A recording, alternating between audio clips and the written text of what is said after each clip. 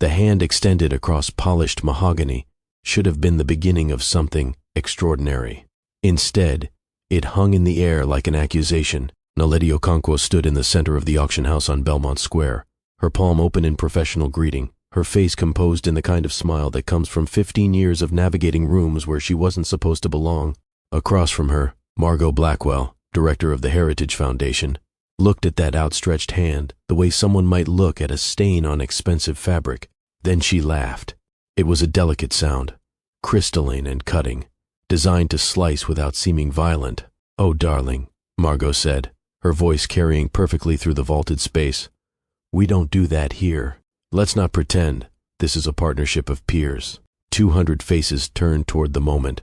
Some registered shock. Others showed the careful blankness of people who've learned not to see what might inconvenience them. A few smirked with the confidence of those who've never had to question their place in any room. The cameras positioned around the auction house for the live stream captured every angle: the extended hand, the refusal, the ripple of nervous laughter that broke the tension like glass shattering in slow motion. What none of them knew, what Margot Blackwell couldn't possibly have understood in her inherited certainty, was that the woman she just humiliated controlled every single dollar that was supposed to change hands that night. $3.2 billion. Funding that would reshape the cultural landscape of 12 cities. Money that existed because Naledi had spent 15 years building relationships with international investors who trusted her vision more than they trusted American institutions. By morning, all of it would be gone. Not stolen, not lost, simply withdrawn.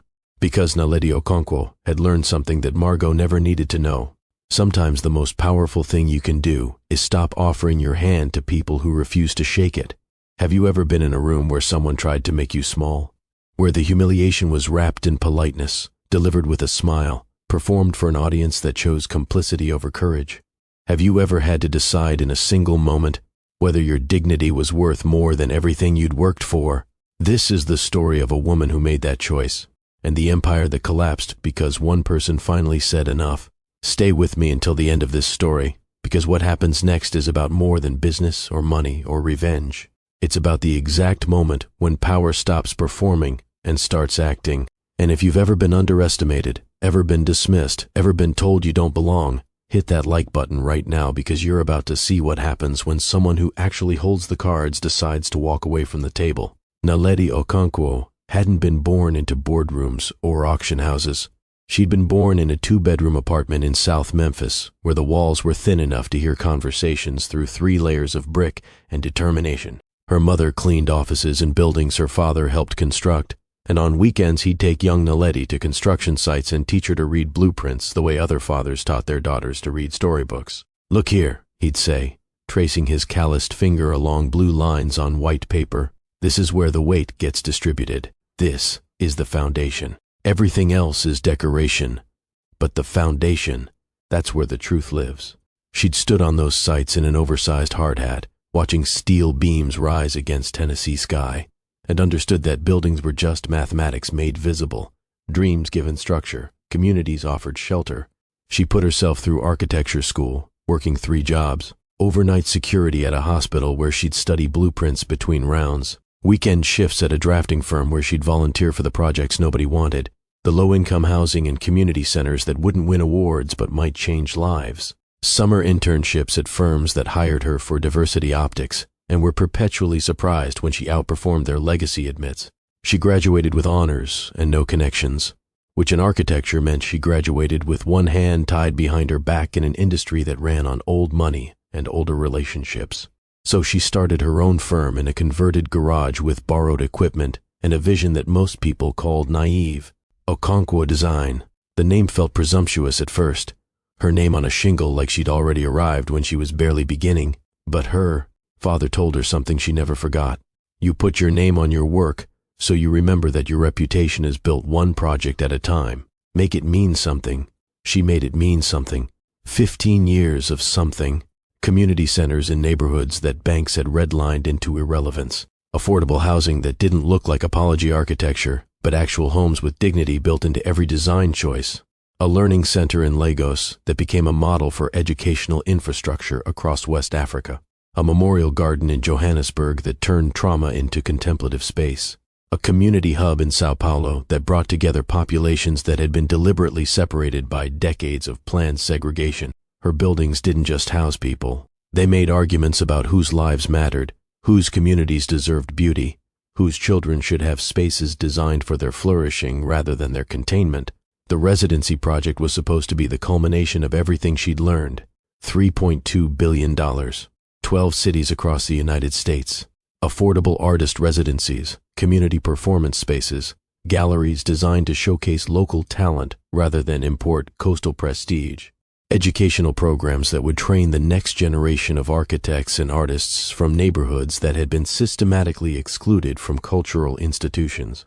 It was massive and ambitious and necessary, and it required an American institutional partner with enough established credibility to anchor the international funding she'd secured.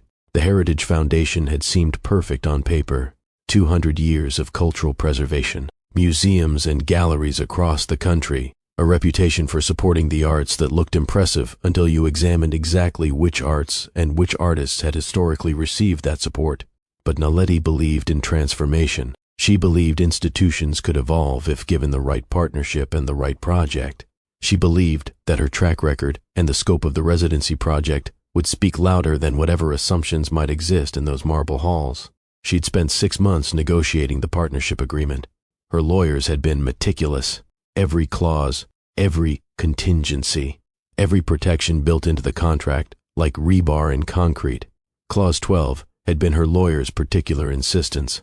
Any public misrepresentation, diminishment, or professional discourtesy toward any primary partner grants them complete discretionary withdrawal rights, immediately enforceable upon documentation. Her lawyer had looked at her across the desk and said, "I hope you never need this clause, but if you do, it'll be worth every word we fought for."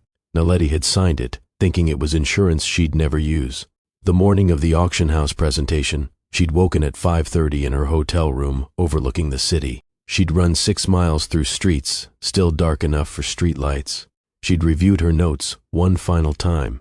She'd chosen her outfit with the same care she chose materials for her buildings. Midnight blue, because it photographed well and communicated seriousness without severity. Simple lines, because complexity doesn't need announcement.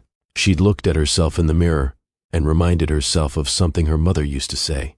You can't control how people see you walking into a room, but you can control whether you're still standing when you walk out. She'd arrived at the auction house 40 minutes early and walked the perimeter. Old habit. She always studied the buildings she entered, read them like texts. The auction house on Belmont Square was 19th century confidence-made architecture, high ceilings carved with angels and demons in eternal combat, marble columns that had witnessed fortunes change hands for 2 centuries, acoustics designed to carry every word to every corner, because in rooms like this, every word was meant to be heard.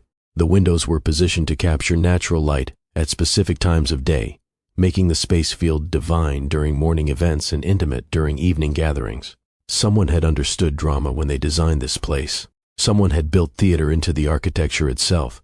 She should have paid more attention to that detail. Margot Blackwell, on the other hand, had woken in her family's brownstone 4 blocks from the auction house, in the bedroom she'd grown up in, surrounded by the kind of security that comes from never having to question whether you belong. Her morning had involved coffee delivered by staff who'd worked for her family longer than she'd been alive, and a brief call with her board chair confirming that today's presentation was a formality. The funding is secured, the chair had said.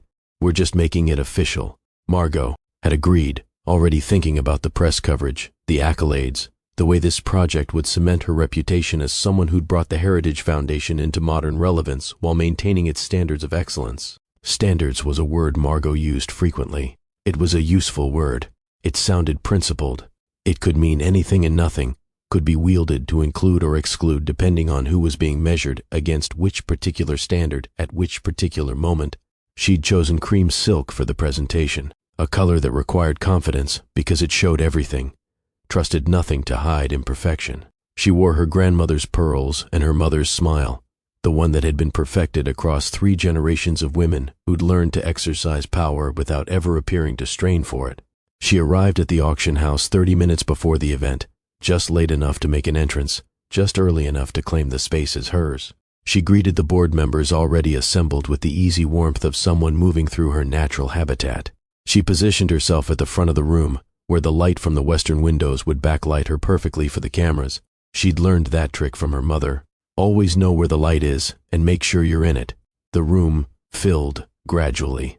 Donors in hand, tailored suits discussing their portfolios in the language of people for whom millions were units of measurement rather than destinations. Board members of interlocking cultural institutions, the same 50 people who sat on the same 12 boards and made the same decisions about whose work deserved elevation. Artists whose careers had been validated by previous Heritage Foundation support, present as living proof of the institution's benevolence. Investors who'd been promised access to a transformative project with minimal risk and maximum press benefit. And journalists, 3 outlets covering the cultural sector, their cameras positioned to capture the signing ceremony that would officially launch the residency project. The air hummed with anticipation and expensive cologne, and the particular electricity that fills rooms where significant money is about to change the landscape. Naledi entered at exactly the designated time, not early enough to appear anxious, not late enough to suggest disrespect for other people's schedules. She moved through the room with the calm of someone who'd learned that rushing telegraphs insecurity while measured pace communicates certainty. A few people nodded at her in recognition. Most didn't. She was used to being the most accomplished person in rooms full of people who'd never heard her name, used to carrying a portfolio of achievements that somehow weighed less than other people's connections. She took her designated seat in the front row, 3 chairs from the center aisle. Margot was at the podium, radiant in cream silk and inherited confidence. Their eyes met briefly. Margot's smile was warm and empty as a hotel lobby. Naledi returned it with the professional courtesy of someone who'd learned to separate people's warmth from their intentions. The presentation began with Margot welcoming everyone to this historic moment for the Heritage Foundation and the cultural future of the nation. Her voice had the practiced cadence of someone who'd grown up hearing speeches at family dinners, who understood rhetoric as a form of social currency. She spoke about legacy and innovation, tradition and transformation, all the words that sounded profound but meant nothing without action behind them. She clicked through slides showing the Heritage Foundation's 200-year history of cultural preservation, each image carefully selected to communicate prestige, each caption designed to remind everyone in the room of the institutional weight behind today's announcement. Then she got to the residency project. The first slide showed one of Naledi's buildings, the community center in Lagos, photographed at sunset when the light made the glass facade look like captured fire. It was a beautiful image. Naledi had taken that photograph herself, standing in the courtyard she designed while children played in spaces built for their joy. Margot gestured to the screen with the casual ownership of someone describing her own vision. This, she said, is an example of the kind of work that has inspired the Heritage Foundation's new direction. Note the ambitious scope, the community integration, the architectural language that speaks to local context. Inspired, not designed, not created, inspired. Naledi felt the word land like the first crack in a foundation, small, almost invisible, but indicating pressure building underneath. Margot continued, "Of course, what works in those communities requires significant translation for the cultural sophistication we're bringing to the American context. The residency project will take these inspirational concepts and refine them through the Heritage Foundation's 2 centuries of curatorial excellence. Those communities, not our communities, not Naledi's communities, those." The word created distance, implied hierarchy, suggested that the work Naledi had built her reputation on was rough draft rather than finished excellence. The slides continued. Each one featured Naledi's work described as inspiration or reference point or starting concept. Each caption credited the Heritage Foundation's vision while relegating Naledi's 15 years of actual building to the category of helpful precedent. The Sao Paulo hub became an interesting model that we'll be improving upon. The Johannesburg Memorial became a well-intentioned space that lacks institutional rigor. The Lagos Learning Center became admirable in its local context, but requiring substantial refinement for our purposes. The possessive pronoun doing the quiet work of erasure. Then Margot clicked to a new slide, project leadership structure. At the top, in large font, Margot Blackwell, Principal Director. Below that, in smaller text, a list of Heritage Foundation senior staff. And at the bottom, in the smallest font, Naledi Okonkwo, cultural consultant. The room went very quiet. Not the quiet of respect, but the quiet of people holding their breath, waiting to see how someone will respond to a public diminishment. Naledi sat perfectly still. Her face showed polite attention. The expression she'd perfected in rooms where revealing your reaction was the same as giving someone ammunition. But her hand moved to her portfolio, withdrew a pen, and began writing in the small leather notebook she carried to every professional meeting. Not notes about the presentation, notes about breach of contract, documentation of public misrepresentation, evidence, time-stamped and detailed, of exactly the scenario that Clause 12 had been designed to address. Margot noticed the writing. She interpreted it as note-taking, maybe even deference. Her smile widened. She was enjoying this. You could see it in the way she paused after each diminishing comment, giving the words time to land, waiting for the nervous laughter that gave her permission to continue. And someone in the third row did laugh. A short bark of sound, quickly stifled, but loud enough to embolden others. A few scattered chuckles. The social permission to find this performance acceptable, even entertaining. Margot fed on it. "You'll learn, Miss Monroe," she began, then caught herself with exaggerated apology. "My apologies, Miss Okonkwo. These names can be so challenging." Light laughter again, the microaggression delivered with a smile, the mispronunciation excused as innocent difficulty rather than deliberate disrespect. "You'll learn that in institutions of true excellence, ambition must be tempered with humility. Some of us are gatekeepers, for good reason. We maintain standards that ensure cultural projects don't simply chase trends but build lasting legacies." She said it, looking directly at Naledi. She said it with the cameras capturing every word. She said it like someone who'd never in her life faced a consequence for cruelty disguised as standards. Naledi met her eyes and smiled.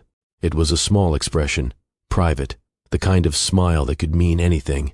Margot saw agreement, maybe even gratitude. What she didn't see was the calculation behind it.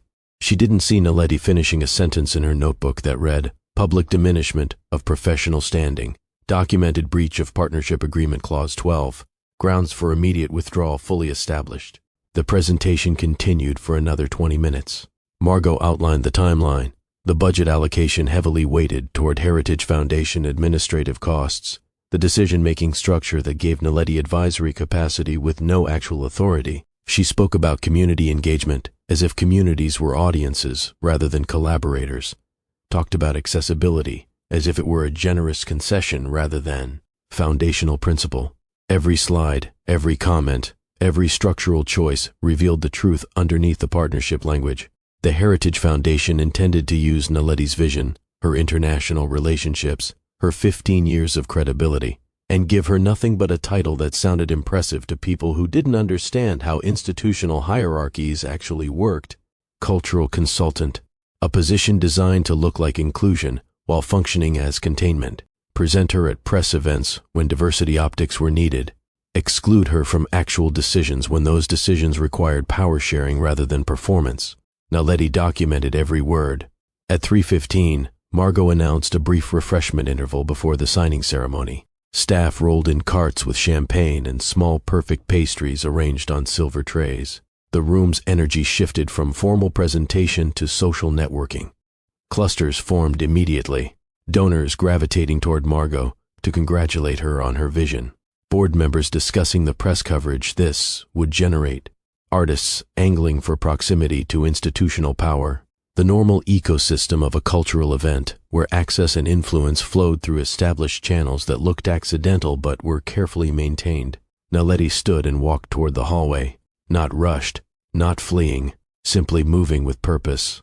A few people glanced at her exit, with the mild curiosity of those watching someone leave a party early. No one stopped her, no one followed. She was already fading from the room's attention, already being forgotten in favor of the more immediate social calculations. The hallway outside the auction room was marble and silence. The acoustics here were different. She'd noticed it during her early morning walk through. Sound didn't carry the way it did in the main space. Conversations stayed local, private, contained. An architect's advantage. She always knew how buildings held or released sound. She positioned herself in the alcove near the eastern windows where the marble columns created a natural sound barrier. She pulled out her phone, One contact, a number she'd hoped she wouldn't need to call today. Her financial coordinator, the person who managed the complex web of international investments that funded the residency project. The call connected on the first ring. "Execute Protocol 7, Naledi said quietly. There was a pause, just a breath of silence that held weight. Protocol 7 was the nuclear option. Complete withdrawal of all committed funding, immediate and irreversible. They'd created it as a fail-safe during the initial structuring, a way to protect the international investors if the American institutional partner turned out to be acting in bad faith. Naledi had assured everyone it was insurance they'd never use. "Are you certain?" the coordinator asked.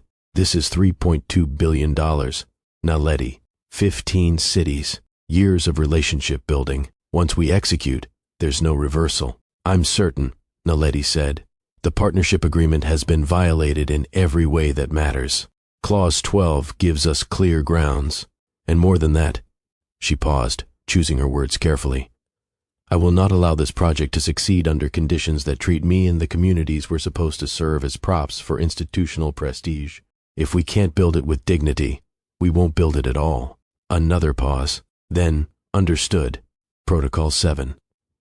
Executing now. Withdrawals will process within the hour. All funds will be returned to country of origin accounts. The Heritage Foundation will receive formal notification by email at 4 p.m. Is there anything else you need?" "No," Naledi said, "and thank you for trusting my judgment on this." "Always have," the coordinator replied. "For what it's worth, I'm sorry it came to this." "So am I," Naledi said softly.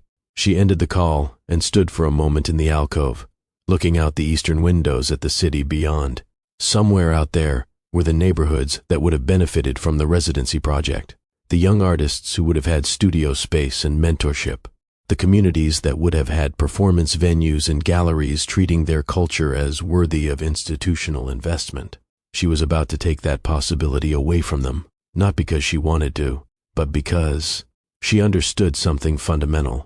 If you build transformative projects on foundations of disrespect, the transformation becomes contamination. Better to walk away and find partners who understand that dignity isn't negotiable.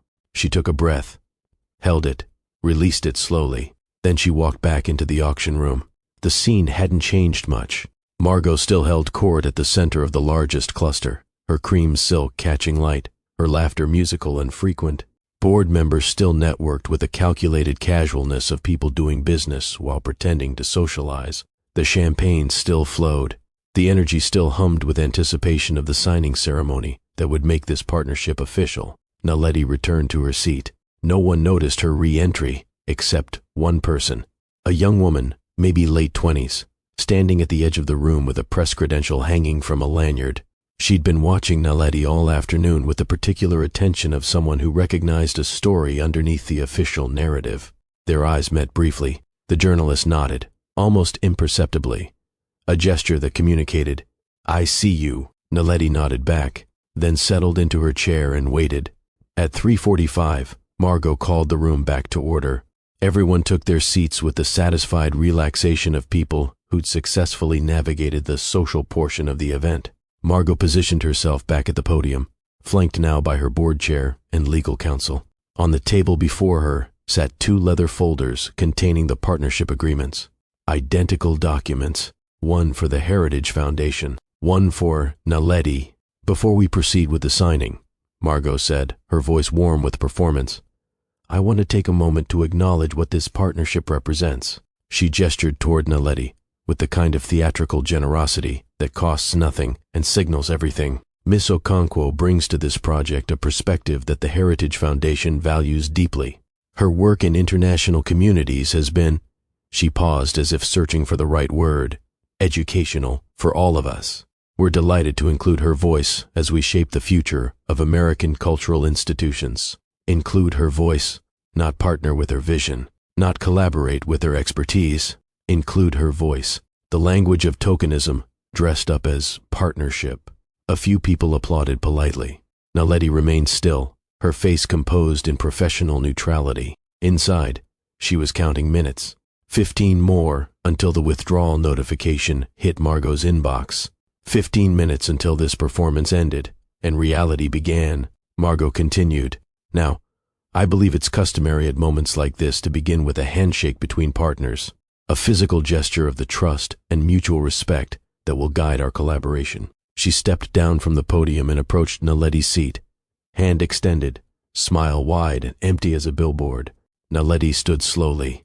She looked at the extended hand. She looked at Margot's face, still performing magnanimity. She looked at the cameras capturing this moment for posterity, and she extended her own hand in return. For one heartbeat, their hands moved toward each other. Two women about to seal a partnership worth billions, about to commit to years of collaboration, about to bind themselves to a shared vision. Then Margot's hand stopped, just stopped, hanging in the air between them like a question mark. Her smile shifted, became something sharper, something that revealed the performance underneath the warmth. "Oh, darling," she said, her voice carrying perfectly through the vaulted space thanks to acoustics designed for maximum drama. "We don't do that here. Let's not pretend this is a partnership of peers." The room went silent, not the anticipatory silence of people waiting for something beautiful, the shocked silence of people watching something crack in real time. A few nervous glances exchanged. Someone in the back shifted uncomfortably in their seat. The young journalist's pen moved rapidly across her notepad. Margot withdrew her hand completely and laughed. That crystalline sound designed to give everyone permission to find this acceptable. "We maintain certain protocols at the Heritage Foundation," she explained to the room, as if Naledi weren't standing right there. "Standards of professional hierarchy that ensure clarity about decision-making authority. I'm sure Miss Okonkwo understands." She turned back to Naledi, still smiling. "You do understand, don't you?" Naledi's hand had lowered slowly during Margot's speech. She stood very still, her face showing nothing but polite attention. Inside, everything had gone very quiet and very clear. This wasn't just disrespect. This was performance of dominance. This was cruelty as theater, played for an audience, captured on camera, designed to humiliate and establish hierarchy and remind everyone in the room who actually held power. Except Margot had miscalculated. She'd confused hosting the venue with controlling the money. She'd mistaken institutional prestige for actual power. She'd forgotten that foundations crumble when you mistake performance for substance. "Understood," Naledi said softly. Her voice was calm, almost gentle. She returned to her seat with the same measured pace she'd approached with. She folded her hands in her lap. She waited. Margot beamed, triumphant. She returned to the podium and continued as if nothing significant had happened. "Now then, let's proceed with making this official." She opened the first leather folder and positioned her pen above the signature line. At exactly 4 p.m., phones around the room began vibrating, not all at once. That would have been too obvious, too theatrical, but in a wave pattern. One phone in the second row, then two more in the back, then a cluster near the windows. Then Margot's assistant, whose face went from composed professional to barely controlled panic in the space between one breath and the next. Margot frowned, annoyed at the interruption. She glanced at her board chair, who was staring at his phone screen with the expression of someone reading news of a natural disaster. The CFO had gone completely pale, his hand trembling slightly as he scrolled through what appeared to be a very long email. "What is it?" Margot asked sharply. "We're in the middle of a ceremony." The CFO looked up at her. "Chairwoman," he said, his voice carefully controlled in the way of someone trying not to scream, "we have a significant problem. The funding for the residency project. It's been withdrawn." Margot's laugh was reflexive, disbelieving. "That's not possible. The agreements are signed. The commitments are binding." "We're binding," the CFO corrected. "Apparently, there's a clause." He was still scrolling, still reading, his face getting progressively more ashen. Clause 12. It allows immediate withdrawal if any act of misconduct is documented during negotiations. Margot's smile finally faltered. "What misconduct?" "We've followed every protocol." The young journalist in the back of the room raised her hand slightly, almost apologetically. "If I may," she said, her voice cutting through the growing murmur of confusion, "this presentation has been live-streamed to the investor consortium. Everything that's happened here, including the refusal to shake hands and the public diminishment of Miss Okonkwo's role, has been documented in real time and transmitted to the funding sources as part of the transparency requirements in the partnership agreement. The room went very quiet again. This time, the silence had texture, horror, realization, the slow, dawning comprehension of consequences approaching like a tidal wave. Margot turned to Naledi, her composure cracking like ice under pressure. "You," she began, then stopped. The certainty had drained from her voice, leaving only accusation without authority. "You can't do this. You wouldn't. This project is everything to you." Naledi stood slowly. She gathered her portfolio with the same measured calm she'd brought to every moment of this afternoon. "Was everything," she corrected gently, "until you decided that humiliation was more important than creation." "This is absurd," Margot said, her voice rising. "We can renegotiate. We can clarify the language. This is just a misunderstanding." "No," Naledi said, "this is not a misunderstanding. This is a consequence. You publicly diminished my role. You mispronounced my name repeatedly. You described my 15 years of work as inspiration for your vision. You restructured the partnership to position yourself as director and me as consultant. And you refused to shake my hand in front of cameras and witnesses because you wanted to establish that this was never a partnership of equals." Her voice remained calm, quieter than the chaos building around them. "All of that is documented. All of that constitutes breach of the dignity clause. All of that gives me and the international investors complete discretion to withdraw." Margot looked around desperately at the board members, at her allies, at the people who should have been supporting her authority. "Do something," she demanded. "She's destroying everything we've built." The board chair stood slowly. His face was grave, already calculating damage control. "Actually, Margot, you did that. We signed off on Clause 12. Our legal team approved it. You were briefed on the dignity provisions, and you violated them anyway, on camera, in front of investors who now have every legal right to withdraw their funding. This isn't Miss Okonkwo's doing. This is yours." Margot's face went through a series of transformations. Disbelief, anger, fear, then something that looked almost like understanding, though it came too late to matter. She turned back to Naledi. "Please," she said, and the word cost her everything. "We can fix this. I'll issue an apology. We'll restructure the leadership. Whatever you need." "What I need," Naledi said quietly, "is to protect this project from contamination. And the contamination isn't about money or structure or titles. It's about fundamental respect. You don't have it. You've proven you don't have it. And I won't build transformative spaces for communities on a foundation of institutional contempt." She moved toward the aisle, toward the exit, her footsteps echoing in the terrible silence.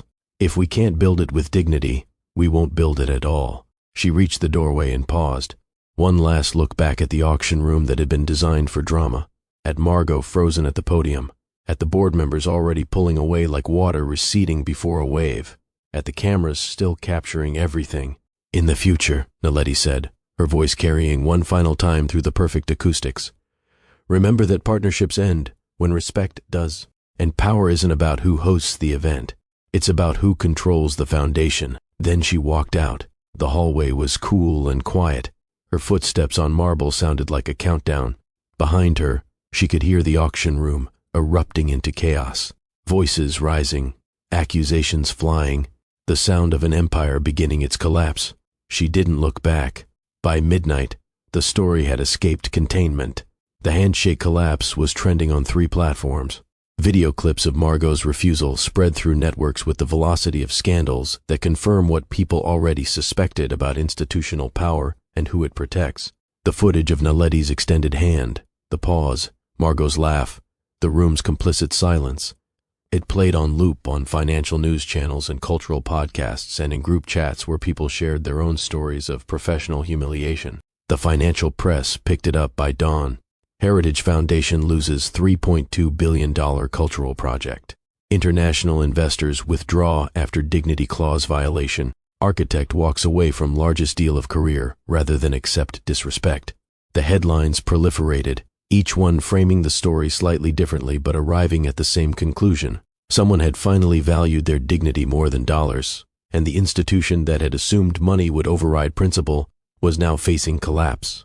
By Monday morning, 3 major donors had withdrawn from the Heritage Foundation entirely, not just from the residency project, from all association. Their carefully worded statements used phrases like fundamental misalignment of values and concern about institutional culture, and unwilling to be associated with documented disrespect.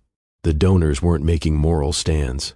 They were making calculated decisions about which associations would damage their own reputations. By Wednesday, 2 board members had resigned. One issued a statement about long-planned retirement.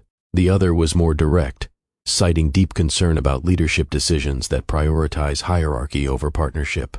The museum that had been planning a major exhibition in partnership with the Heritage Foundation quietly announced the collaboration was being postponed indefinitely for curatorial reasons. Everyone understood what curatorial reasons meant. It meant distance. It meant self-preservation. It meant the social calculus of institutional power was recalculating in real time. Margot's assistant updated her LinkedIn profile to seeking new opportunities in cultural administration. The chief financial officer began circulating his resume through private channels. The board chair called an emergency meeting to discuss leadership transition, which was professional language for how do we remove Margot without making this worse. Margot herself became a case study within 2 weeks. Business schools that taught negotiation and partnership development added the handshake collapse to their syllabi. The footage became required viewing in courses about unconscious bias and institutional racism and the hidden costs of microaggressions. Professors paused the video at the moment of the extended hand and asked their students what they saw. Most saw a handshake refused. The better students saw power misidentified. The best students saw the exact moment when someone confused institutional prestige with actual control. The analysis pieces proliferated. How did a 200-year-old institution lose $3.2 billion in a single afternoon? The answers varied in sophistication, but circled around the same core truth. Margot had assumed that hosting the event meant owning the outcome. She'd confused the venue with the value. She'd believed that her institutional position gave her the authority to humiliate someone who actually controlled the resource she needed. And she'd performed that humiliation publicly, on camera, with the confidence of someone who'd never faced consequences for cruelty disguised as standards. She'd forgotten that foundations need structural support. And dignity, it turned out, was structural. But in quieter spaces, away from the headlines and the case studies, Naletti's name circulated differently. Young professionals, particularly young women, particularly women of color, shared the video in group chats with messages that ranged from, "I've been waiting my whole career to see this happen," to, "I showed this to my boss without comment and watched him sweat." The footage became a kind of talisman, proof that it was possible to walk away, evidence that dignity could be more powerful than opportunity. A graduate student in architecture wrote Naletti a letter describing how she'd been on the verge of quitting her program after 2 years of being dismissed and overlooked, and having her ideas attributed to male classmates. "I watched your video," the student wrote, "and I realized that if I'm going to leave, it should be because I choose something better, not because someone made me feel small. I'm staying, and I'm putting my name on my work, just like you taught me." Naletti kept that letter in her desk drawer. On difficult days, she'd reread it and remember why she'd walked out of that auction house. Not for revenge, not for headlines, but because the project was supposed to create spaces where people could flourish with dignity, and you couldn't build that on a foundation of institutional contempt. 6 months after the handshake collapse, Naletti stood on a construction site in Detroit. The building rising behind her was steel and glass and vision made visible. The modified residency project, smaller than the original plan. 12 cities had become 8. 3.2 billion had become 1.8. But every dollar came from partners who understood collaboration rather than hierarchy. Community organizations had designed every element. Local artists had input into the studio configurations. The neighborhood had been consulted on everything from the building's facade to its hours of operation. This version wouldn't make as many headlines.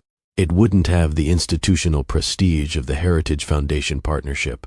It wouldn't position Naletti for the kind of mainstream recognition that came with elite cultural institutions. But it would work. It would serve. It would transform. And it was being built on a foundation of mutual respect, which meant it would last. A reporter from a national outlet had driven up from Chicago to cover the groundbreaking. She was the same young journalist who'd been in the auction room that afternoon, the one who'd watched Naletti with the attention of someone recognizing a story underneath the official narrative. They stood together, looking at the construction, watching workers position steel beams against Michigan sky. "Do you have any regrets," the journalist asked, "about what happened in Belmont Square?" Naledi considered the question carefully. "I regret that the communities in those other cities won't benefit from what we could have built," she said. "I regret that young artists will have fewer opportunities because institutional arrogance was more important than institutional mission. But do I regret defending the principle that creation and dignity are inseparable? No, never." "Do you think Margot Blackwell learned anything?" Naledi smiled. "That same small private expression from the auction house? I hope so, but her education isn't my responsibility. I'm too busy building." The interview wrapped, and the journalist packed up her equipment. Before she left, she turned back to Naledi. "For what it's worth," she said, "I've thought about that afternoon every single day since it happened. Every time I'm in a room where someone's being dismissed or talked over or treated like they don't belong, I think about you withdrawing your hand. I think about you choosing to walk away, and I think about what it must have cost you to make that choice. Thank you for making it anyway." Naledi nodded. "It cost everything I'd worked for," she said quietly, "and it was still the easiest decision I've ever made." The journalist left, and Naledi stayed on the construction site as afternoon faded toward evening. Workers finished their shifts and headed home. The steel skeleton of the building stood dark against the Detroit sky. In a few months, it would have walls. In a year, it would have residents. In 2 years, it would be a functioning space where artists created and communities gathered, and young people learned that their culture deserved institutional investment. It wouldn't have happened without the handshake collapse. The international investors had been watching that live stream not just as financial stakeholders, but as people who'd built their own careers navigating rooms where they weren't supposed to belong. When they saw Margot refuse Naledi's hand, when they heard the contempt wrapped in professional language, they hadn't just withdrawn funding. They'd reached out with alternatives, smaller projects in different cities with different partners, organizations that had community roots rather than institutional prestige. The money had scattered and reformed into something more distributed, more resilient, harder to destroy with a single act of institutional arrogance. The residency project had evolved. It had transformed from one massive centralized program into 8 smaller interconnected initiatives. Less prestigious, maybe, but more genuine, more accountable, more aligned with the actual values Naledi had spent 15 years building her reputation on. 2 years after the groundbreaking, the Detroit site held its opening ceremony. The building had turned out exactly as Naledi had envisioned. Light flooded through carefully positioned windows. Spaces flowed into each other with the logic of community rather than hierarchy. Artists from the neighborhood had studios on the upper floors. Performance space anchored the ground level. A gallery designed and curated by local residents filled the eastern wing. Educational programs run in partnership with Detroit Public Schools occupied the western side. It was beautiful and functional and dignified. Every design choice communicated that the people using this space mattered, that their work deserved institutional support, that their communities were worth investing in. The opening drew local press and community members and the 8 artists who'd been selected for the first residency cohort. It didn't draw national headlines. The Heritage Foundation's collapse had been news. The alternative that rose from its ashes was quieter, less dramatic, harder to package into viral moments. But the people filling the space understood what they were walking into. They understood that this building existed because someone had valued their dignity more than institutional approval. They understood that the foundation underneath their feet had been built on principles that wouldn't crumble under pressure. During the opening remarks, Naledi stood at a simple podium in the gallery space and looked out at faces that reflected the neighborhood around them. "Thank you for being here," she said. "This building exists because a lot of people chose collaboration over hierarchy, because international investors trusted community vision, because local organizations opened their networks and their knowledge, because you," she gestured to the gathered community members, "told us what you needed instead of accepting what institutions assumed you should have." She paused, choosing her next words carefully. 2 years ago, I walked away from a partnership that would have been bigger and more prestigious and more financially significant than what we've built here. I walked away because that partnership was built on a foundation of disrespect, and I believe that if you build transformative spaces on foundations of contempt, the transformation becomes contamination. She let that settle. What we've built here is smaller, but it's genuine. It's accountable to you, and it will last because it's built on mutual respect rather than institutional hierarchy." The applause was warm and sustained. Not the polite professional applause of the auction house, but the real appreciation of people who felt seen and valued. After the ceremony, people moved through the building, exploring the spaces, claiming the studios, imagining the work they'd create here. Naledi walked through with them, answering questions about design choices, listening to ideas about how spaces might be used, learning from the people who'd actually be living and working in the structures she'd designed. An older woman, a painter who'd been part of the community design process, pulled Naledi aside. "I want you to know something," she said. "I was in that auction house. Not in the room, but watching the live stream. I saw what she did to you. I saw you extend your hand, and I saw her refuse it. And I watched you walk away from all that money." She paused, her eyes bright. "I've lived in this neighborhood for 63 years. I've watched institutions come in with big promises and bigger egos, telling us what we need, using our stories to get grants and then disappearing when the photo opportunities are done. You're the first person who walked away from institutional money because they didn't treat you right. And that told me everything I needed to know about whether I could trust you with our community." Naledi felt something in her chest loosen, some tension she'd been carrying for 2 years without fully acknowledging. "Thank you," she said quietly. "That means more than you know." The woman smiled. "My granddaughter wants to be an architect. She's 17, brilliant, scared she doesn't belong in those spaces. I'm going to bring her here next week and show her this building and tell her about you.